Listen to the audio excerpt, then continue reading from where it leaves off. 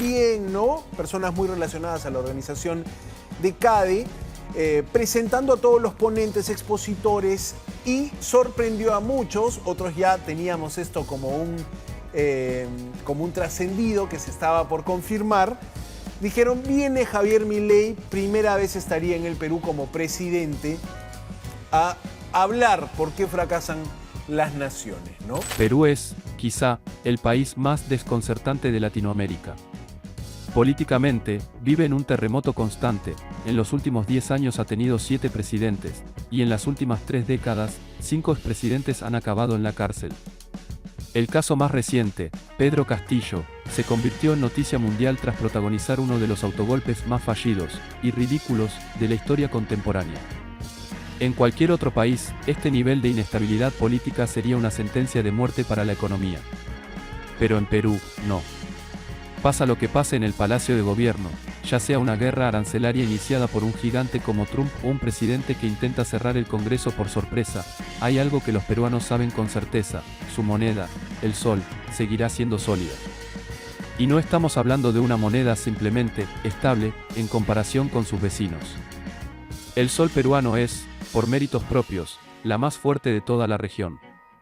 Entre 2005 y 2014, la inflación en Perú promedió un 3% anual, perfectamente comparable a la de países europeos, mientras su PIB crecía por encima del 6%.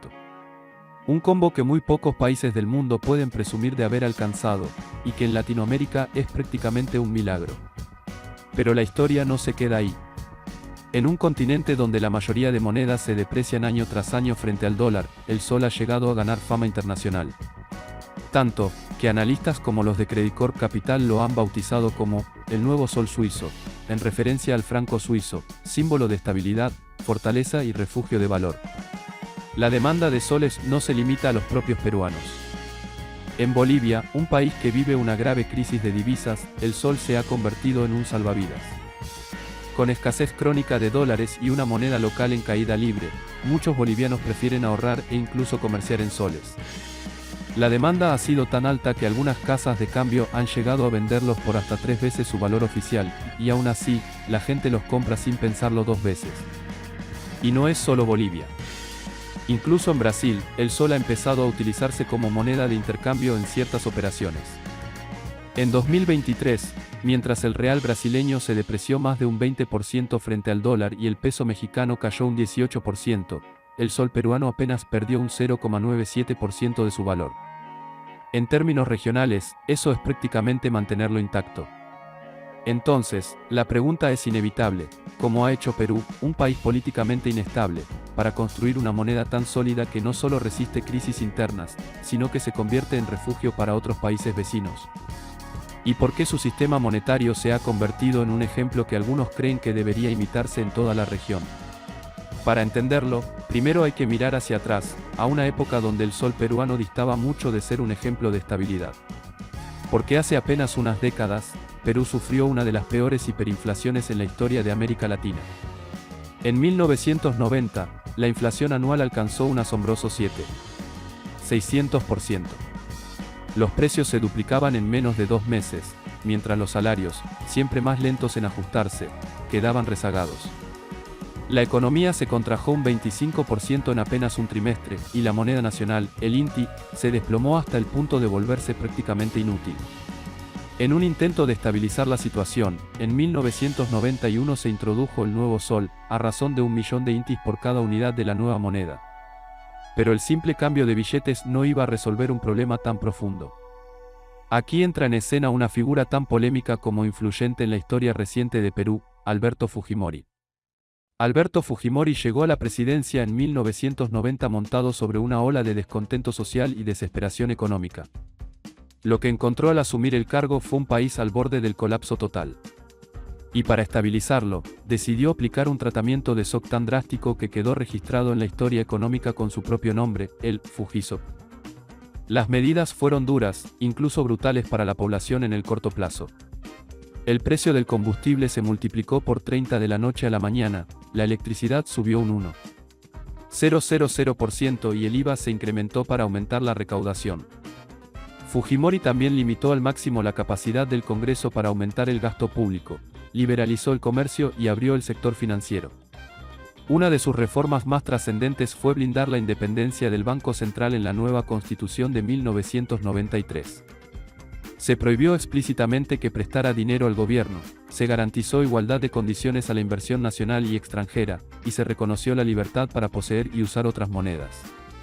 Esto fue clave. En Perú, a diferencia de muchos de sus vecinos, el Banco Central no puede ser usado como una impresora de billetes para tapar agujeros fiscales. Fujimori también redujo el colchón de reservas obligatorias que los bancos debían mantener, del 80% al 15%, liberando capital para préstamos y operaciones, y eliminó topes legales a las tasas de interés para que el mercado las fijara. Al mismo tiempo, desmontó subsidios y créditos a tasas artificialmente bajas que habían alimentado déficits crónicos, especialmente en el sector agrícola. El mensaje era claro: el Estado dejaría de vivir por encima de sus posibilidades y de transferir sus problemas al Banco Central. Y aunque esto sentó las bases de la recuperación, la estabilización no fue inmediata. Comparado con otros países que sufrieron hiperinflación, como Argentina en 1991, Perú tardó mucho más en normalizar su economía. Argentina logró bajar la inflación al 2% mensual en apenas 4 meses, Perú tardó 37 meses, 9 veces más. ¿Por qué? Por 3 razones principales. Primero, la incertidumbre política. El shock económico fue tan impopular que muchos dudaban de que Fujimori pudiera mantenerlo, y el autogolpe de Estado de 1992 solo aumentó las dudas. Segundo, las prioridades económicas estaban divididas, no se trataba solo de detener la inflación, sino también de estabilizar el tipo de cambio, pagar deudas externas y reactivar la economía real. Y tercero, la política económica no fue un bloque uniforme, hubo 2 fases muy distintas. En la primera, el Banco Central intervenía activamente, comprando y vendiendo dólares para ajustar la cantidad de dinero en circulación, mientras imponía ciertos controles de precios que, paradójicamente, a veces subían los precios oficiales para mejorar las cuentas públicas. Pero esta etapa tenía un problema: el Banco Central carecía de herramientas y datos fiables para medir variables clave, como la velocidad del dinero, lo que volvía imprecisa cualquier estrategia. En 1993, Fujimori giró el timón. Se aceleró la privatización de bancos y se redujo el papel activo del Banco Central en el manejo diario del dinero. En lugar de calcular cada movimiento al milímetro, dejó que el mercado determinara la mayoría de agregados monetarios. Esta segunda etapa redujo drásticamente la volatilidad cambiaria, de un índice de 2,34 pasó a 0,21, 10 veces menos. Y lo más importante, la confianza de los peruanos en su moneda empezó a crecer. La dolarización informal, que había llevado a que hasta el 80% de los préstamos fueran en dólares, comenzó a retroceder. La gente volvía a usar el sol. El verdadero punto de inflexión llegó en 2002, cuando el Banco Central de Reserva del Perú adoptó formalmente un régimen de metas de inflación, con un objetivo inicial del 2,5% anual y un rango de tolerancia del 1%. A partir de ese momento, la política monetaria dejó de girar en torno a controlar el tipo de cambio y se enfocó en algo más ambicioso: preservar el poder adquisitivo del sol a largo plazo. Pero lo hicieron con un toque propio, alejándose de los manuales ortodoxos. En vez de permitir que el mercado cambiario operara completamente libre, el Banco Central aplicó lo que los economistas llaman una flotación sucia. En pocas palabras, dejaban que el precio del dólar y del sol variara, pero intervenían cuando la volatilidad se disparaba. Si el dólar subía demasiado rápido, vendían reservas internacionales para contener la presión.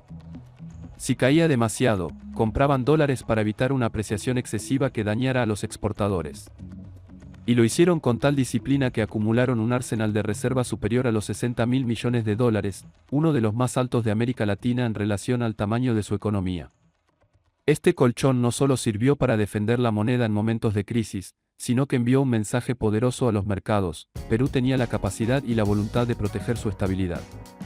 Así, en un continente donde muchas monedas se desploman con la primera señal de tormenta financiera, el sol se convirtió en una excepción. La inflación promedio desde 2002 rara vez superó el 3% anual, incluso en años en que países vecinos enfrentaban cifras de 2 dígitos.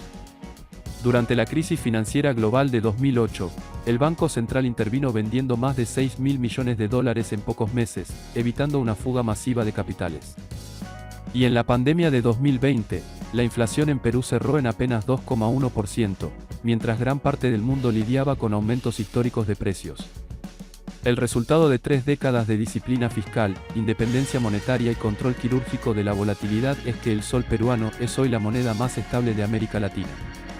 No significa que esté libre de riesgos, pero su resiliencia ha sido probada en crisis políticas, financieras y sanitarias. Mientras en otros países los ciudadanos corren a cambiar su dinero por dólares al menor rumor de inestabilidad, en Perú una gran parte de la población mantiene sus ahorros en soles con relativa tranquilidad. Y eso, en una región donde la confianza en las monedas locales ha sido históricamente frágil, es casi un milagro económico. La gran pregunta ahora es si este modelo podrá sobrevivir a las tensiones políticas y sociales que siguen sacudiendo al país. Porque si la historia de Perú demuestra algo, es que la estabilidad económica es un logro frágil, y que perderla es mucho más fácil que construirla.